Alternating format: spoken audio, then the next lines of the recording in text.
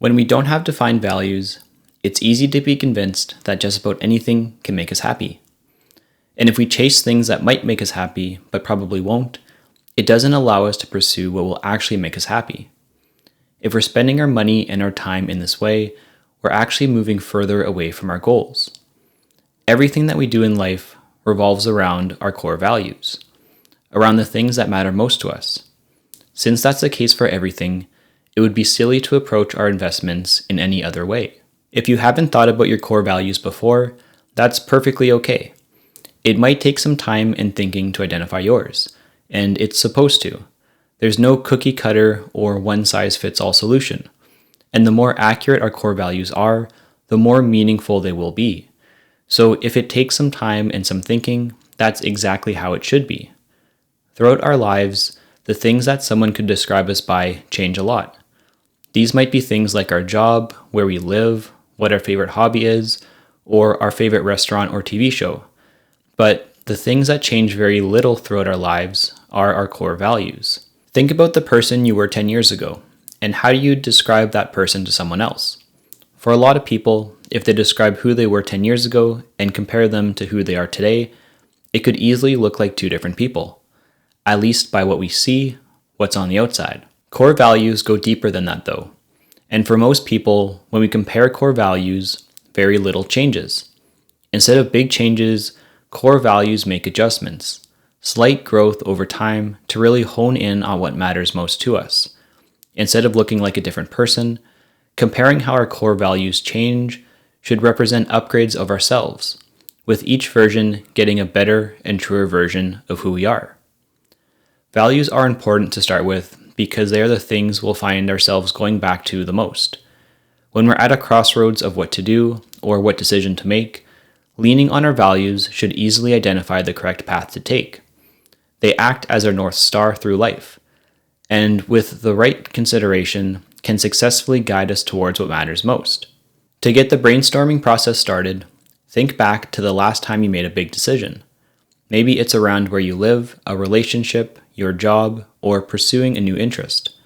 What were some key factors that went into making the decision? Why was it important that you made the decision that you did? And what were considerations that eliminated other options as a possible solution? You can also think about times when you've been your absolute happiest. Where were you? What were you doing? And who are you with?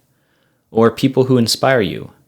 What about them inspires you? And what qualities of theirs would you like to adopt? You can also think about your proudest moments for what to pursue, or disappointing moments as a sign of what to avoid. Feel free to pause the video as you think about these questions and contemplate your answers.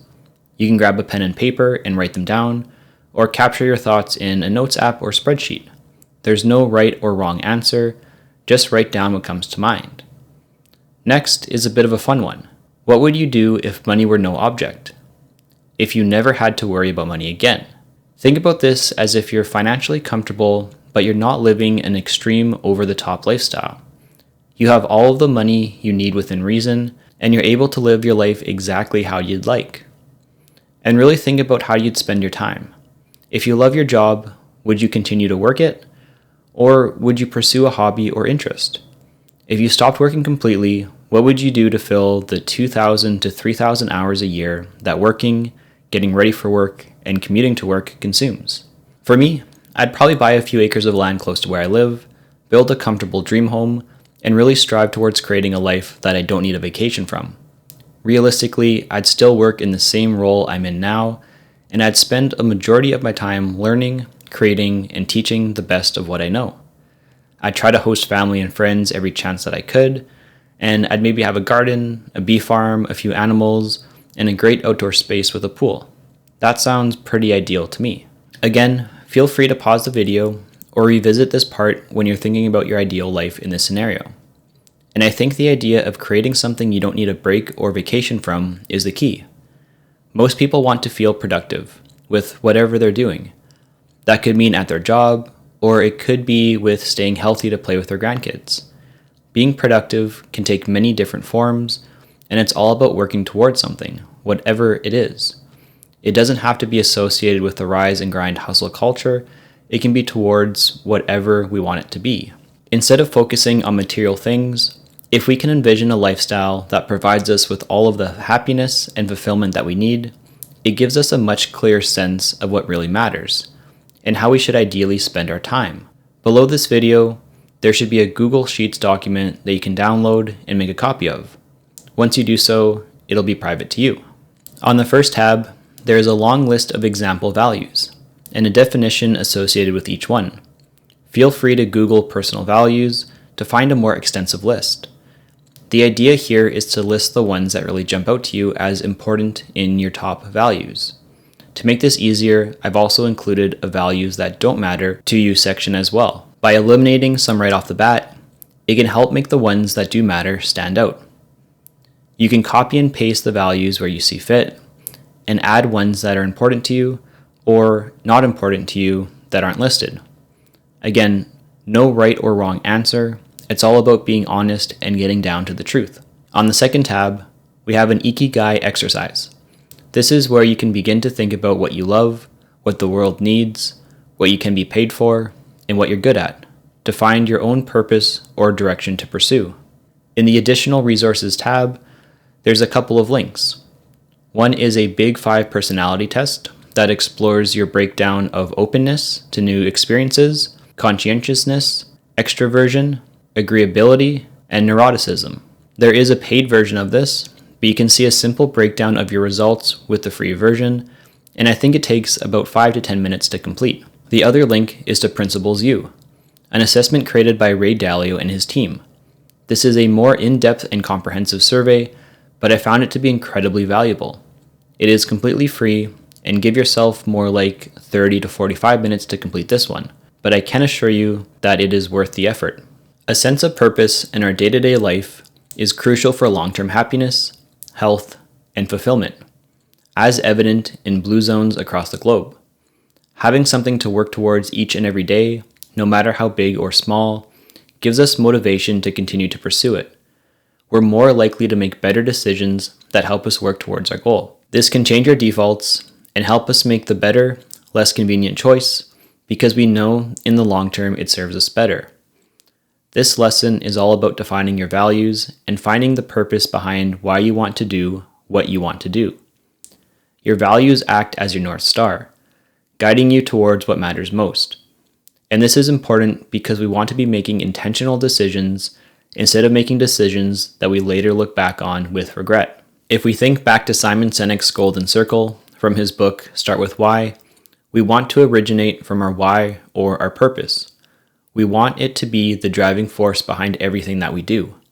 We want our purpose to dictate our process, and our process dictates our product. Let's think about an example. In his book, The 5 Types of Wealth, author Sahil Bloom describes a life razor as the following. Your life razor is a single statement that will define your presence in the current season of life. In other words, your values or your purpose will define the actions you take. He uses, "I will coach my son's sports teams," as his life razor. When he's at a crossroads of two decisions, he asks himself, what would the type of person who coaches his son's sports teams do here? This is really powerful for a few reasons. First off, it shows the priority of his family in his life, that above all else, his family comes first. Secondly, in whatever decisions he makes, he's prioritizing time for his family above work, hobbies, interests, or anything else. And lastly, he has to be the type of person that his son, his wife, the other parents, and the other kids want as a coach. This means setting a great example, being a leader, putting in the time and effort, and showing up during the tough times. He has an all-encompassing goal that his family and relationships come first. By setting a specific goal, I will coach my son's sports teams, he gives himself a measuring stick and can keep himself accountable to his goal. And it's not just self-accountability, but the accountability from everyone involved with the team. His purpose, which is his family, dictates his process. How he will show his family is his top priority, which dictates his product, or what he does daily to show and reinforce his priority. But it's all impossible without first defining your values. So I encourage you, above all else, to define yours, because once you have a clear set of values, everything else comes easy.